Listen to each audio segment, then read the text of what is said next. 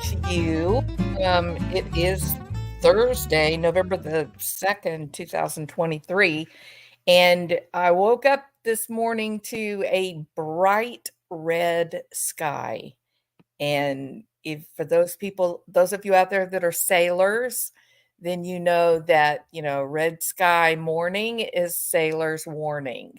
So I don't know if Charlie Adelson is a sailor, but if the old adage is true, then he may have a hard time today. Now, good morning, everybody. Hi, Miss Catherine. Good morning, critters. How are you? Hi, Jennifer Lawton. So we're the early bunch this morning. We are up with the sunrise. We'll call ourselves the sunrise crew. All right. Now then, I started to title this video thoughts on the trial from the loneliest woman on YouTube. Okay. My position on this is not popular. I can live with that. Okay.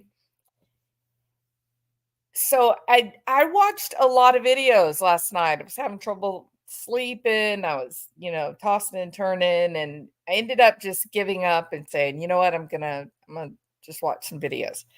So I went back and I watched some old like the original questioning interrogation or questioning by uh, of Wendy Adelson and of course Jeffrey Lacasse. Some old trial, some of the old trial footage with these people. I'm struggling, and perhaps this is specific to Florida law. Maybe that's what I'm struggling with.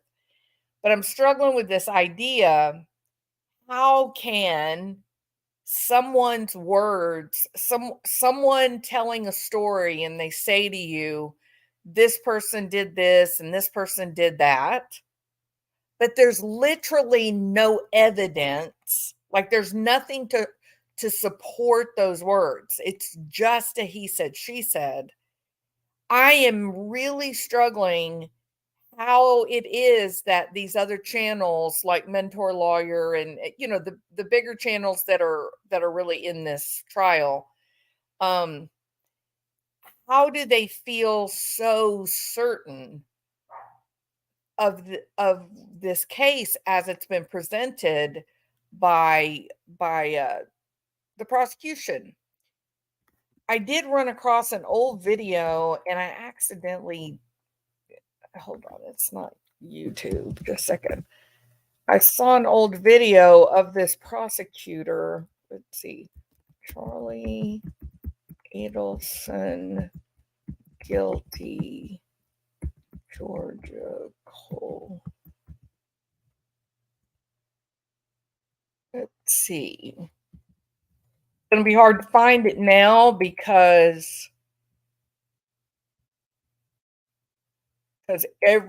all the news media were going crazy on this. Oh my God, Charlie Adelson is going to testify. So I bet I can't find it now. But it was a video. It was an interview of Georgia, the prosecutor, um, about a year and a half ago. Well, no, maybe it was about 2 years ago. She's all decked out in her pretty red satin shirt. I mean, she is looking fly. She is beautiful. And so she's being interviewed, and she says she loves red. She's got a lot of photographs wearing red. Okay, that didn't work. Let me see. I'm trying to find the interview. Maybe I had it on Chrome. Is that where it was? Shoot. Shoot, shoot, shoot. That's what happened that's what happens with insomnia.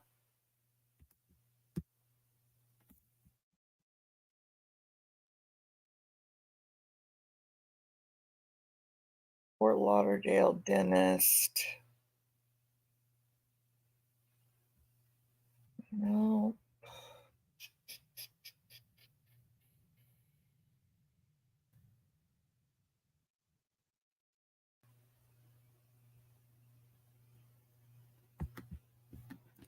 Oh, this makes me so mad that I've lost my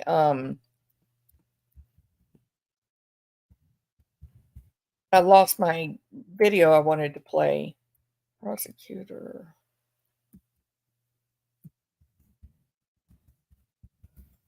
Excuse me.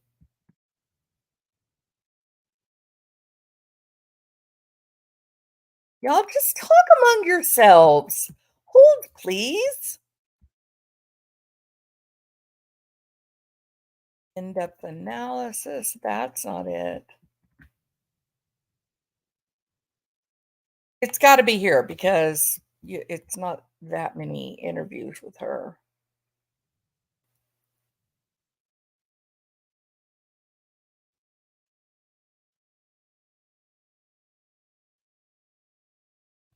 Um. So anyway, I was watching this interview that was by a local television channel that was interviewing Georgia. And so she just outright says, in this interview, she says, um, I cannot go on television and accuse Charlie Adelson and his family of murder because I don't have the evidence to do that. So she's saying this just a few years ago, right? And I thought, well, then what in the world has happened that you go from saying on television,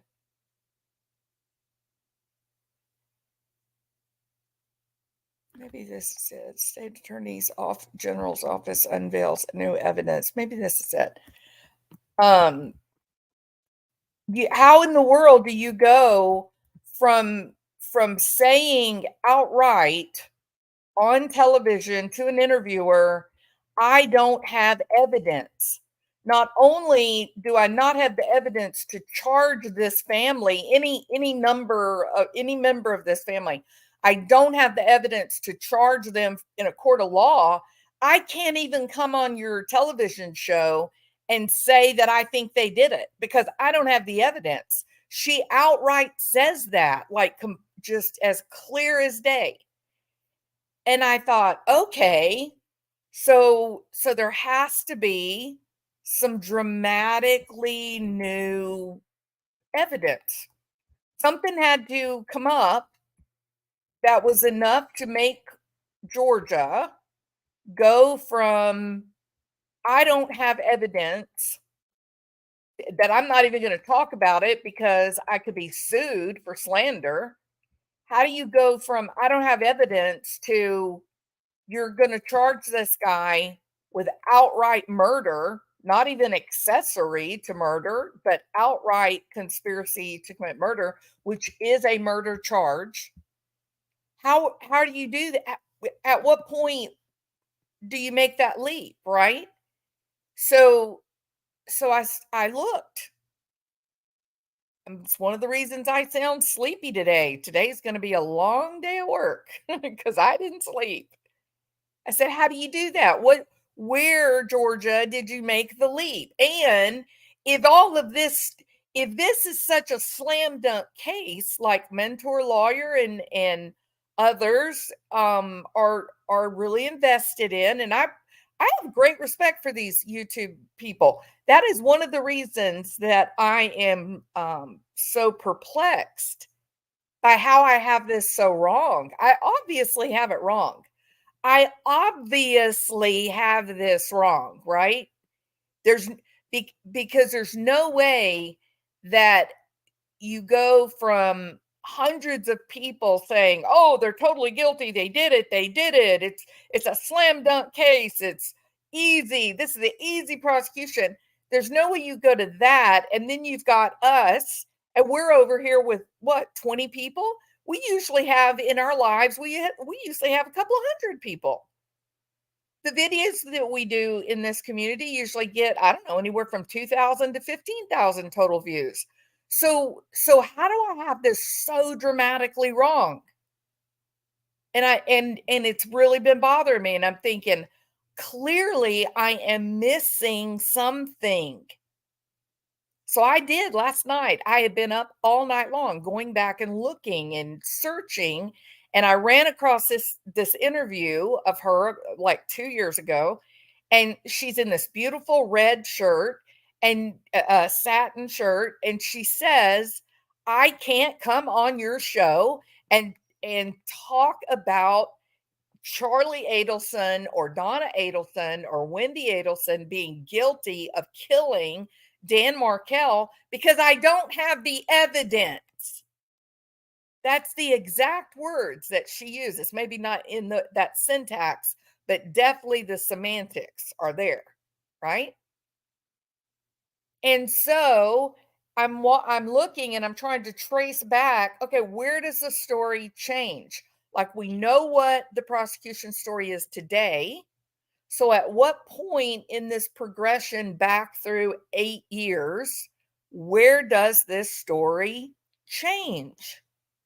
That they that when I talk about where does it change, I'm talking about where does she suddenly find additional evidence that she says, "Okay, now we can charge Charlie Adelson," right? Well, here is where. According to what I found, it was when the new audiographer comes on the scene, takes the recording, I think the Dolce Vita recording, and and makes a transcript. I don't know about you guys, but I was listening with headphones yesterday and I was had my eyes closed, not reading the text, and a lot of what they're claiming was being said, I don't hear it. I don't hear it. Now, if I read the text, then I'm like, well, maybe that's what they're saying. I mean that word would fit there, but there's other words that would fit there too. So I think that is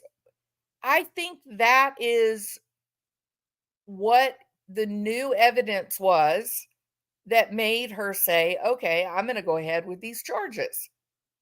Was simply that you had an audiographer come in and give a narrative. So that's number 1. Where did your new evidence come from, Georgia, that you go from saying outright perfect semantics, "I can't go on TV and talk about this because I don't have the evidence. I can't accuse someone of murder if I don't have the evidence." That's exactly what she said. The, the psychologist in me, I'm listening to her interview and I'm thinking to myself, she was being pressured. This woman was being pressured to bring charges against the Adelsons. Why? Because in this interview, the way it's like the question is asked, and it's almost like she loses her patience. She's not negative. It's not that bad, but I could see some consternation, some frustration in her. I can't. I can't sit here and tell you that the Adelsons are guilty of murder because I don't have the evidence. I have to be able to back up what I say, and I can't right now. She says this to the prosecutor. either she is being pressured by someone, you know, outside, or she is just so convinced that the Adelsons are involved in this that she that she's obsessed with the case. She's obsessed and she really wants to take them down, right? So that is one change, is when this audiographer comes on the scene and seems to be able to have super hearing strength that I don't have.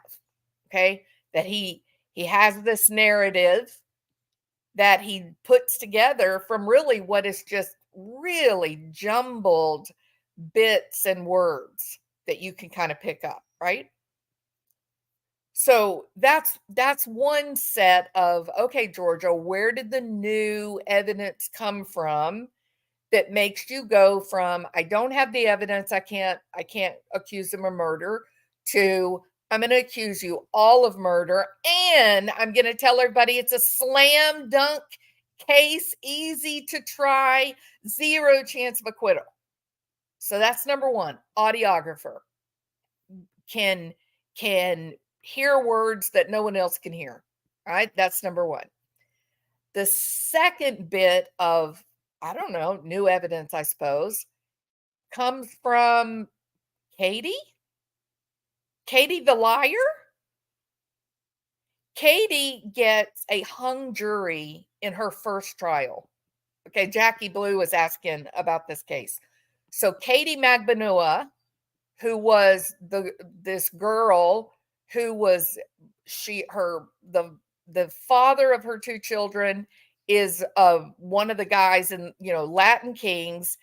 The father, the baby daddy's best friend, Lewis, is actually royalty, a made man in the Latin Kings. We know that the guy that did the bump was an undercover guy who's infiltrated the Latin Kings. And I'm thinking to myself, Georgia, that your choice for who's going to do the bump makes you look like you have a vendetta against this family. Why would you choose someone who's infiltrated the Latin Kings to do the bump? Why? Unless, is there somehow this belief that the Adelsons are involved in drug trafficking or human trafficking? Is there somehow some indication that all of this family is part of this mob activity in South Florida? That is such a bizarre thought. But what did she try to elicit from witnesses? That Charlie Adelson is doing cocaine. She did everything but say Charlie Adelson is a cokehead. And June was like, no, what? No, we smoked some weed together. Sometimes he drinks a beer or two. We actually rarely went out to a club. Most of the time we're at home. We're boring. So all of this, I'm confused, and I'm thinking, where is the evidence? Right? And if you listen to yesterday, when we were all listening to the trial together, when Georgia says the state rests, I literally gasped. I said, no, that can't be all.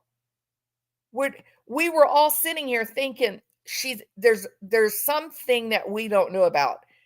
Somewhere in these other trials and whatnot, there must have been testimony, there must have been evidence that was provided that is going to give us this very real connection. And we just hadn't gotten there yet. And then when she said state rest, me and DB and Critters and Elizabeth, we were all like, what? How is that possible? Okay, so it was that. So now last night after state rest, I'm awake and I'm thinking, what's the new evidence? So we have the new evidence is the audiographer who's simply interpreting a recording that they've had for years and years. Not new evidence by a long shot. Just that the guy made a transcript. So is that the new evidence? Or is the new evidence that Katie Magbanoa, she gets one hung jury? This girl is either dumb as a stump or she is terrified of the Latin kings. Do y'all realize that? Have y'all thought of that? She is being told now this girl is not really, Scruples is not her middle name. She's not walking around with a badge of morality sewn on her chest. The this prosecution says to her, "Hey Katie, all you got to do is tell us that, the Adelsons were involved. Just roll over on Charlie, give us the goods, you go home.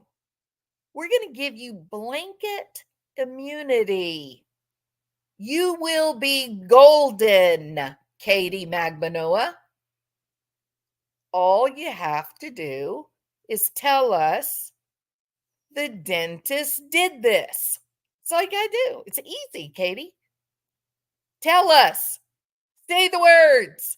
Charlie Adelson ordered the hit. Say the words, and you go home to your children and your life. And Katie Magbanoa says, "You're wrong. You're wrong. Charlie Adelson did not do this. You're wrong."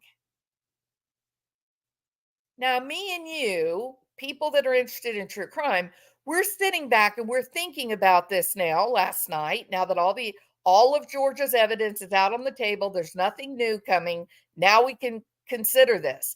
And I'm considering to myself, what in the world is this young lady thinking as she says, "Charlie Adelson did not do this, and you are not going to strong arm me into saying that he is." And I'm thinking, well, it's only one of two things, well, three. Number one, her intellectual gifts are lower than 70, meaning, she's got some real problems with intelligence when clearly she doesn't. Or number two, Charlie didn't have anything to do with it. She knows that he didn't have anything to do with it because she knows what happened. She's the one that hatched the plan. She and Sigfrido hatched the plan together to try to get their hands on some of that lovely Adelson money, some of that insurance money. So that's number two. Or number three, she's terrified of the Latin kings.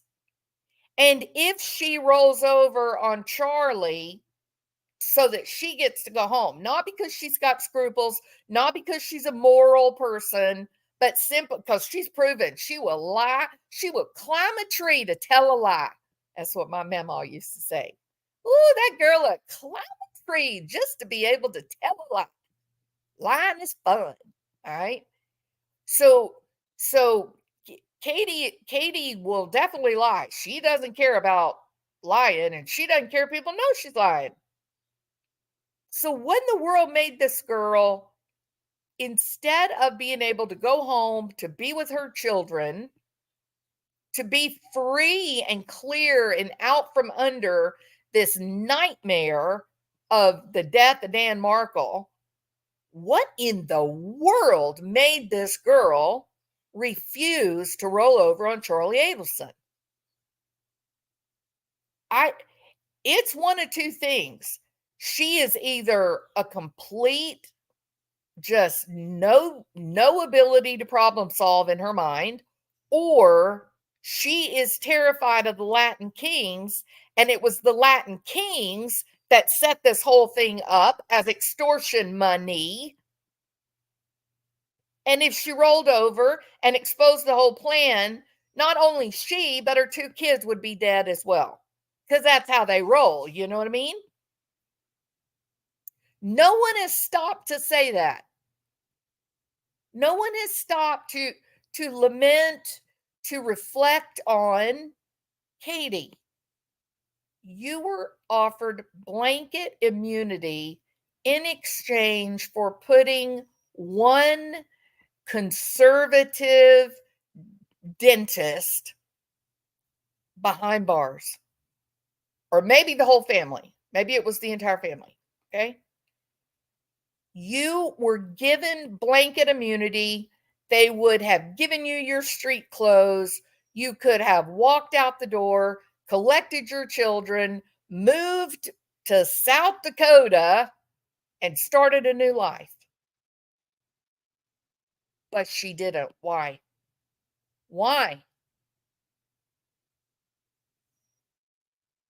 Because she's not afraid of the Adelsons. The Adelsons are not the ones to hurt her or her children.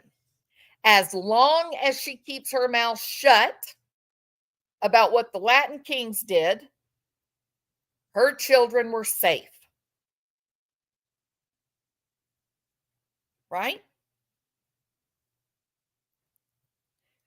So, they bring her first trial is a hung jury. That ought to get your attention. Hung juries do not happen very often, especially with people that have small lives. It's a terrible thing to say, but in our country, unfortunately, the legal system seems to work better for people with a lot of money, like Barry Morphew, than it does for people like Katie Magbanua. So to get a hung jury for someone that cannot bring money to the table, well, that is very curious. You hear hung jury and you think, okay, that is very interesting. Then they come back. Georgia's so intent on this. She comes back and retries it, and this time she gets a guilty verdict. This time she gets a guilty verdict, right? Now they got Katie. Now it's a choice. Previously, it was a choice between get mutilated by the Latin kings or roll the dice and maybe I'm found not guilty by a jury. That was her choice. Much better to take your chances and have a jury that will find you not guilty than to get mutilated by the Latin kings after having to watch them mutilate your children in front of you. So let's roll the dice and let's go with the legal system. I think that's what she was thinking. I really do. Now she gets life in prison. She could have gotten 20 years. She could have gotten 14 years. She gets life. She is devastated. Go look at the video. She's devastated. All right. Her attorney is devastated. Now Georgia's really got some operating room now because the choice for Katie Magbanua is death and death. Now there is no possibility of hope. Now the hope is, well, if I can at least get out of jail, then I can maybe hide from the Latin kings. Sigfredo is outright found guilty. Lewis takes plea deal. So now I won't be mutilated by the Latin Kings because someone else did that to Sigfrido and Lewis.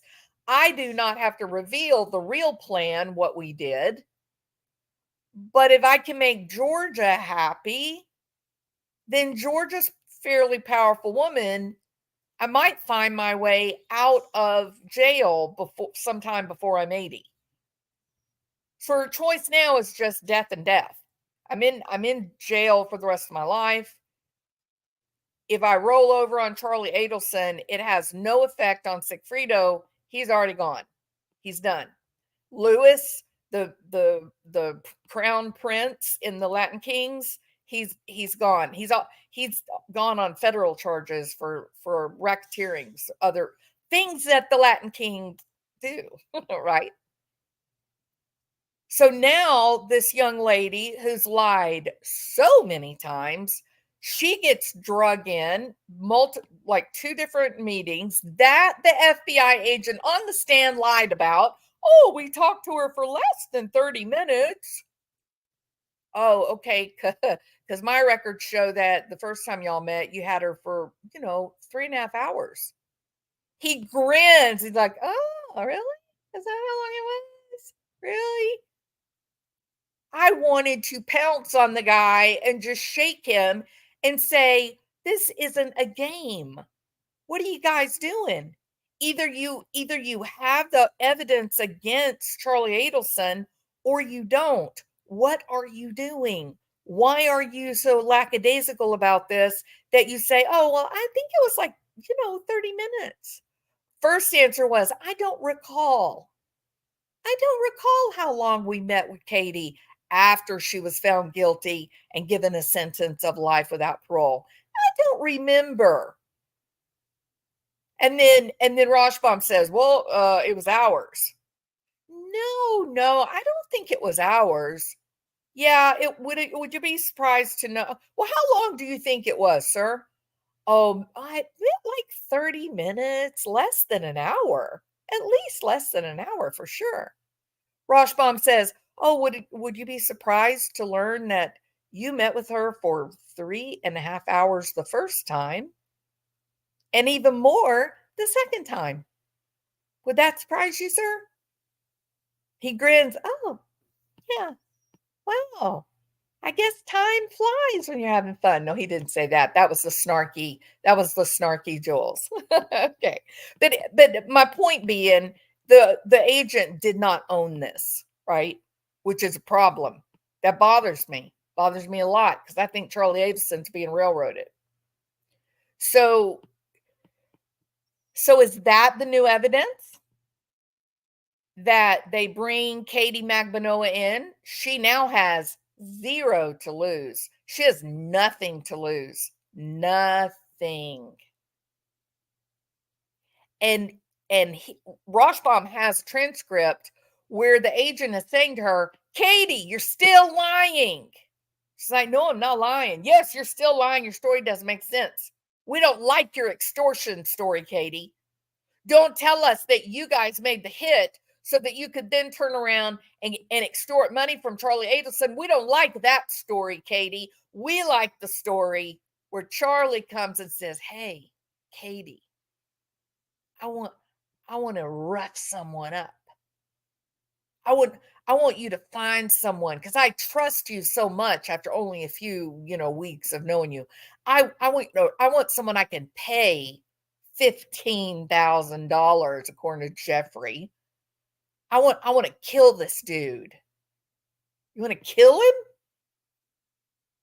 And you trust this girl who is a bottle girl at the nightclubs who works a front office job sometimes. You trust her so much that you're willing to put your whole life, your whole family fortune and name on this bottle girl who you believe has 100% loyalty to you.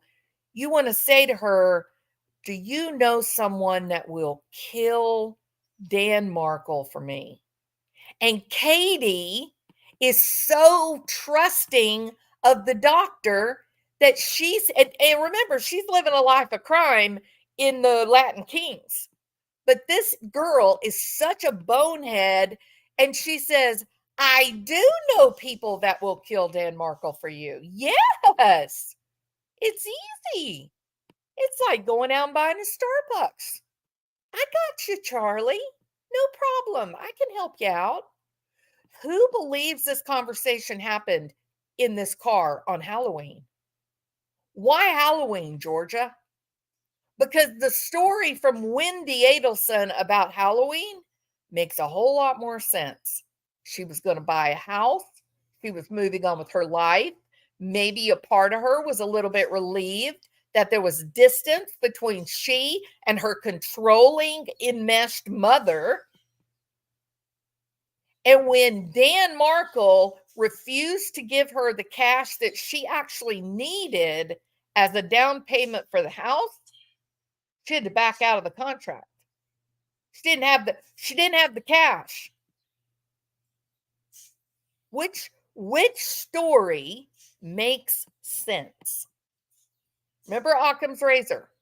Which story has a ring of truth? Which one seems to match what you already know about the world? So that's the new information. This is the only thing I could find that would take Georgia from I can't come on television and accuse Charlie Adelson or the Adelson family of murder because I don't have the evidence, quote unquote. I don't have the evidence. Well, you got Sigfredo in jail, you got Lewis in jail. I don't have the evidence to not only get a conviction, but I can't even come on here and talk about that I think I know that they did it because they could get me for slander. I don't have the evidence, is what she said. And then magically, she has the evidence. And when you track back through the history of this case, then those are the two things that are new. That you have an audiographer who makes a transcript with words I can't hear. I don't know how he decided they said those things. I could make it sound like President Obama ate the strawberry shortcake with jerky. That's how nonsensical it is. It's like those videos on YouTube where they take famous people that are doing speeches and then they dub in like a narrative on top of it that's hilarious, but it matches the lip movement. That's what it's like. If you don't read the transcript, if you put your headphones on, you listen to these recordings, you're just here. It's like, but yeah, and horse, but and rant running and going to the store. There's no continuity for the gestalt mechanism in your mind to give you meaning.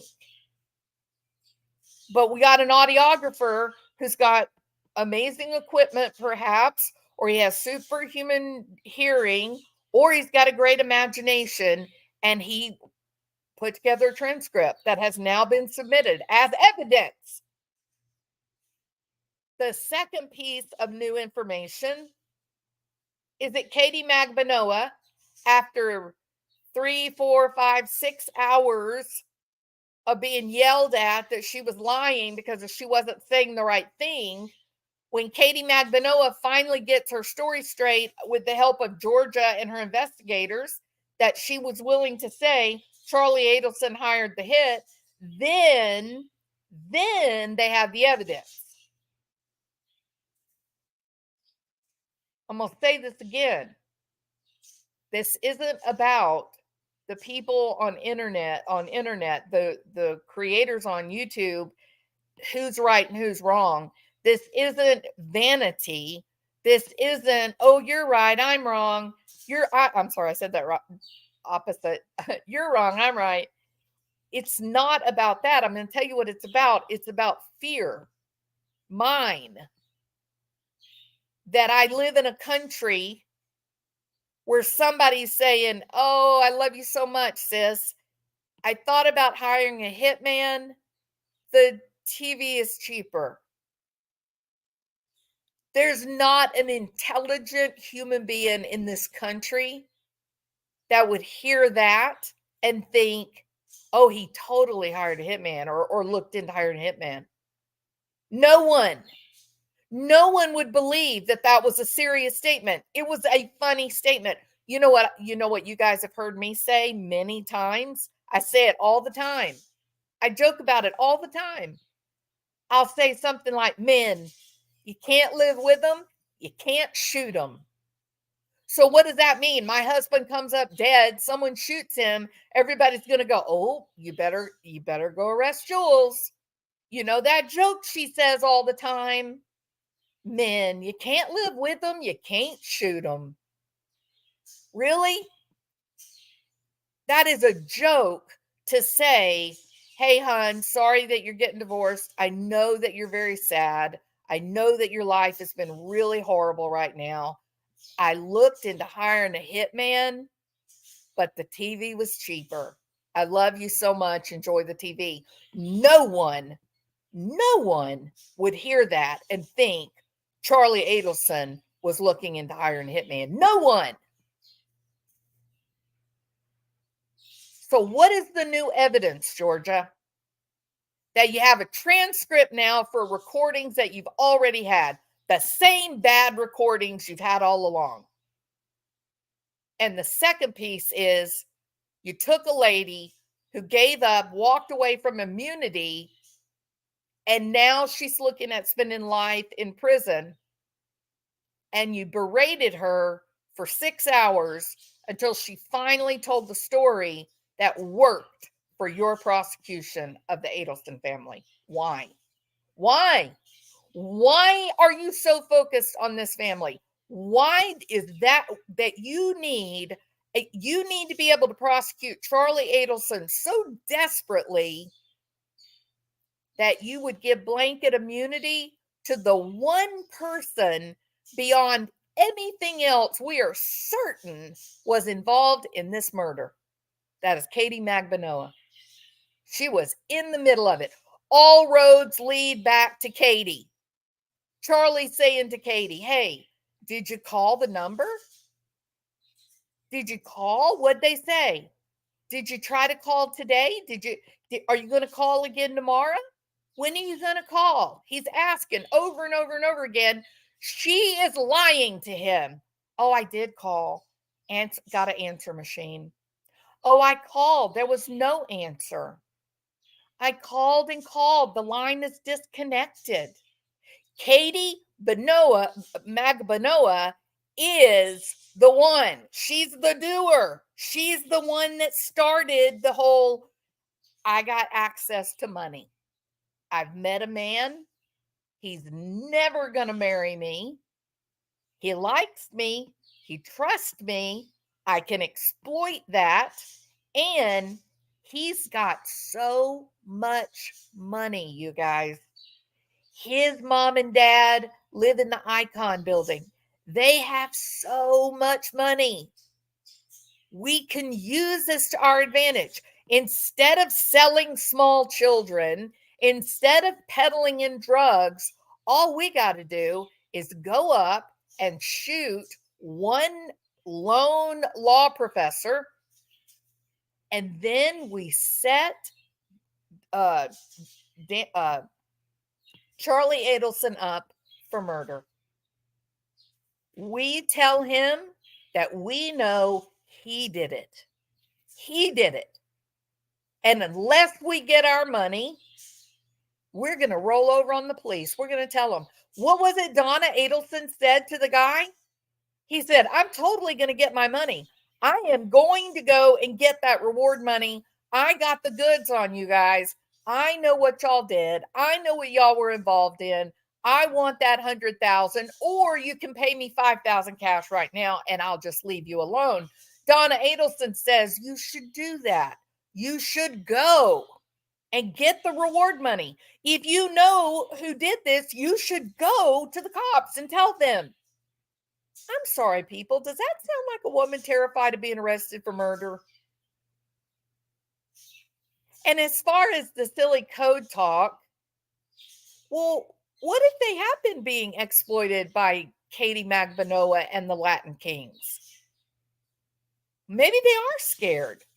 Maybe Charlie Adelson does make the misstep of saying, look, if all they're asking for is $5,000, I can totally give them that. Maybe that'll make them happy. Maybe they'll leave us alone. Maybe they'll go away. That's a lot better than being drugged through the court system. We don't know what's going to happen. If we go to the cops and try to file and a complaint and say we're being extorted, la da da, what are they going to say? They're going to say, well, Wendy benefited more than anybody with the death. How do we know you're not making this up, Charlie? Maybe you're making this whole extortion thing. Maybe you're making it up when really it was your sister that did this. Charlie, tell us the truth. Are you trying to save your sister? Is your sister really the one that did this, Charlie? So Charlie, because he's busy and he's got plenty of money that he'll never miss, he says, let's try this. Let's try to pay them off. Let's see if we can get them to leave us alone. Let's see if we can get them to move on. Let's see what happens. And if push comes to shove, we'll go to the cops anyway. But maybe we can get out of this a little more simple if we just give them some money, right? Now I'm gonna say this. When I listen to those recordings on the phone, Charlie Adelson legitimately sounds like he thinks his mother is just insane. He doesn't know what she's talking about. He's like, what? What happened to you? So was it the IRS? Oh, okay, Charlie, you are a hardened criminal, Buster. When your mom says that some guy came up to her on the road, handed her this letter and said, we know all about you and Katie, and we want you to pay us and yada, yada, yada. And she's talking in code. She doesn't want to tell him all this, that they mentioned Katie's name, and all that. He's listening to her. He's not picking up on what she's saying. Don't you think if you had ordered the hit of your brother-in-law, that if someone started making suggestions on the phone that they knew what you had done, you don't think murder would be the first thing that came up in your mind? You don't think you would go, oh, shit, someone knows that I ordered the hit on Dan? No. You know what this dentist says? He goes, well, Mom, like, what do you mean? What? Like, was he in disguise? No, he was a nice, well-dressed looking guy. Oh, well, did you get a subpoena? Were you served? Oh, was it the IRS? That is not the words of a guilty man. Those are not the words of a guilty man. Mom, was it the IRS? That is words that had been said in every middle-class suburban house in the United States of America. Prove me wrong. How many of you at some point or another hadn't looked at your spouse and gone, oh, shit, it's a letter from the IRS. Damn it.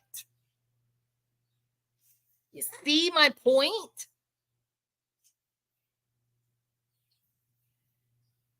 This guy is just like, well, what do you mean, Mom? Maybe it's the IRS. Oh, well, maybe it's not the, well, did you get served? Like, what, did you get a subpoena? Oh, well, what could it be? Well, Mom, are you being blackmailed? Like, you can hear the incredulity in his voice when he says this to his mother, Donna. Are you being blackmailed? Like, Mom, what the hell have you gotten yourself into? Who did you have an affair with, Mom? And now they're trying to say, oh, Donna, I got naked pictures of you. I'm going to give to Harvey if you don't pay me off. Charlie Adelson's like, what'd you do, Mom? Like, why would you be being blackmailed? If this guy ordered the hit on his brother-in-law, I don't care if it was 20 years later, the very minute that someone comes up and says, we know what you did, we know that there are people already in prison for what you did, and we want our money. So pay up, Buster, or we're going to the police. You would go, oh my God, it's finally happening. I have lived the last 20 years thinking people were going to come and know they were going to get me for ordering the hit on my brother-in-law. And now that day has arrived. No, he's just standing there and he's going, oh, was it the IRS, Mom? Was it the IRS? Mom, are you being blackmailed? And you can almost hear him going, what have you done, Mom? What stupid, dumbass thing have you done? And then you get to these $500 checks that are being given to Katie Magbanoa on a regular basis. $500. And they're taking, this is hilarious, they're taking taxes out. They're paying her $500 and they're taking taxes out. This hardened criminal mobster family. Charlie is going, well, you know the people that know that we ordered the hit on Dan Markle, you know, the people that did the bump on the sidewalk, and they know that we did it, and they're going to, you know, extort us for money. They're going to go to the cops and tell on us and whatnot. Please, will you just save the phone number in your contacts, please? What? Georgia, what are you doing? So that is it for me, right? That is, she got a liar, a known liar, Katie Magbanoa, who's now in prison for life, brought her in for 2 days, almost 6 hours of questioning. She has an agent yelling at her saying that she's lying. You're still lying, Katie. Is that what it was, Georgia? That she was still lying, or that she wasn't telling the story you were trying to mold? That you were trying to inch her toward the right story that would work for your prosecution. And when she finally hit on it, then you're like, oh, thank you so much, Katie, for finally telling the truth. Here, have a Three Musketeers bar before you go back to prison. Now, here's another aspect of this. You don't think a deal went down in that prosecutor's office? Consider this. For Katie Magbanoa to get up on that witness stand and to say, I lied. I did have something to do with it. I did hire the hitman. I did do that. I got my marching orders from Charlie Adelson. He's the one that ordered the hit. I'm the one that made it happen. I'm guilty. Guess what? Katie Magbanoa's appeal is currently in process. That's right. The first time in the history of criminals, you have someone who's got an appeal, a pretty good chance of an appeal, who is now going to go on national television and say, I hired the hitman for the death of Dan Markle. Charlie Adelson ordered the hit. I'm the girl that made it happen. Me. And the appeals board is watching and they're going, what? What did she just say? But isn't she in appeal? Isn't she claiming her innocence? Why is she doing this? So, Georgia, how many victims are you racking up in this quest to prosecute the Adelson family? Now, I don't have any illusions thinking that Sigfredo and Lewis and Katie are upstanding, fine citizens of Florida. I don't believe that at all, not a bit. But the question I have is this: why is Georgia so motivated to prosecute Charlie Adelson? Why? Where does this passion come from? It's very curious. I don't know. I don't have the answer to that. I don't know. I don't know. Um, Georgia graduated from Florida State University, which is the same law school where Dan Markle was a professor, a law professor. Is it personal? Is somebody at the law school, are they saying to Georgia, help us get this? We need someone of note to lay the responsibility of this murder on.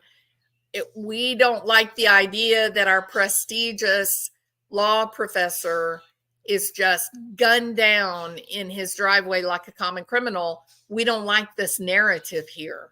We don't like this narrative. It's got to be something sexier. It's got to be something bigger that people will feel safer knowing. It's safer to know that they were in a bad divorce and the angst and the animosity between Wendy and Dan is what led to his murder. That is something people can sit easy with, right? It's pretty terrifying to live in a safe community and have someone just annihilated in their own garage. That's fairly terrifying. And I will say it again. This man was involved in a series of court cases in New York where this was a religious group and they were locked in heated battle over women being allowed to get a divorce or not, Jewish women being allowed to get a divorce or not, that many of these Jewish men would refuse to give a divorce, right? And there was a group of rabbis who basically put together a mob, and the woman would hire this guy. He would get his goons together.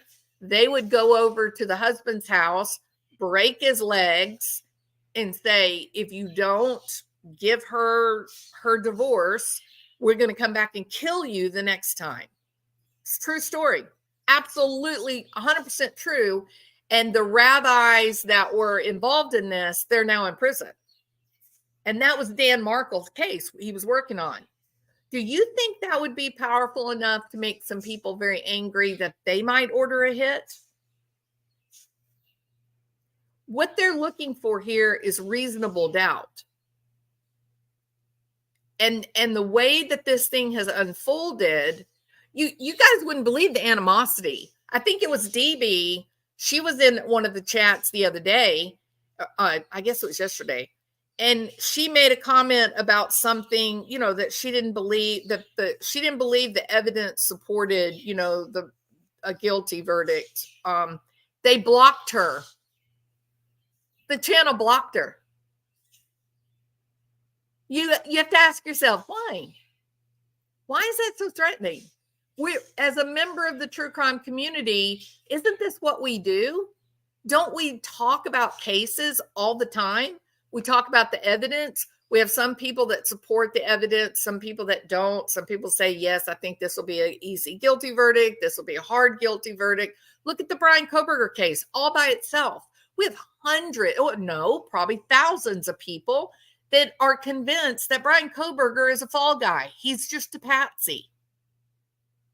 We have other thousands of people that are like, no, they totally got their guy. They're not running around blocking each other from being able to talk and participate in side chats. So why in this case?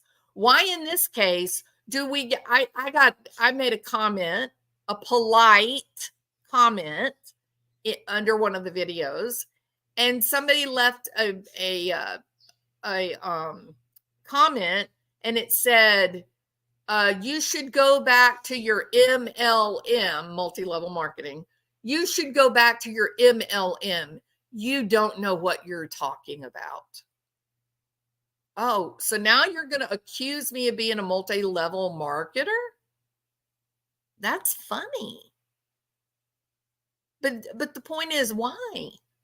Why why are you so invested in this idea that Charlie Adelson, called the hit? Why is this so important to you that you're going to block someone from saying, I don't think I could hear what was being said. I don't know why this is evidence. I can't understand what's being said on the recording. Oh, how dare you? You horrible person. And then they block you from participating in side chat. Why? Why? I'm getting nasty, nasty comments. And I'm not being rude. I'm not telling people you're so dumb. Why do you believe this? Not a bit. Not even close. So very strange, very, very strange case. Very strange. So Charlie Adelson is going to take the stand this morning in his own defense. Of course, I'm going to be working. I won't get to watch it live, but I will watch it, after work. So you guys will know long before I do the outcome of this testimony. We will see. This will be one of the most interesting few hours in the true crime community that's ever been, I think. Right? It's going to be huge. Everybody be talking about it tonight. It'll be, massive. So we'll see what happens. I really thought about like calling off work today and saying can't be there. And I said, I can't do that. That would be so wrong. so I'm working. I won't get to watch it till late tonight, and we will have the conversation tomorrow about the outcome. Okay. Yes, Nancy Drew, censorship is the new black. It's highly fashionable now to shut people down and not let them voice their thoughts. Thoughts are dangerous and evil in 2023, aren't they? Hey, Elizabeth Ross, you have a wonderful day too. Katie said during her testimony, her only motive was to tell the truth until the last moments when she stated she was hoping that she would see her kids again. Once again, revealing herself to be the liar, impeaching her own testimony. Exactly. No, how would anybody believe a word that this woman says at this point? The number of lies that she has been proven to have committed is shocking. Shocking. Yeah, block from having a different opinion, or if you have a belief in God or higher power, they'll make fun of you. And yeah, no, I get it. I'm with you. All right, but we don't need all those people, do we? We have a nice community, just us, and we're even though we don't all agree with each other, we all have different thoughts on this case and others. We're still nice to each other. We still listen and discuss, the different points of view. And isn't that the whole point of having a conversation? I don't get this whole, come on, be on my bandwagon. I can't live like that. I can't do it. All right, people. So trial's going to be up and running, and I'm going to get off of this so that you guys can go and watch it. And we will talk about this tomorrow. I'm so eager for tomorrow to come because I can't wait to see. Maybe I find out, Charlie Adelson is a terrible human being, and he totally ordered the hit. We'll see what happens. All right. All right. He's on the stand now. There you go, Kathy. All right. I'm out of here. Y'all go watch it. I'll talk to you about it tomorrow. Have a great Thursday.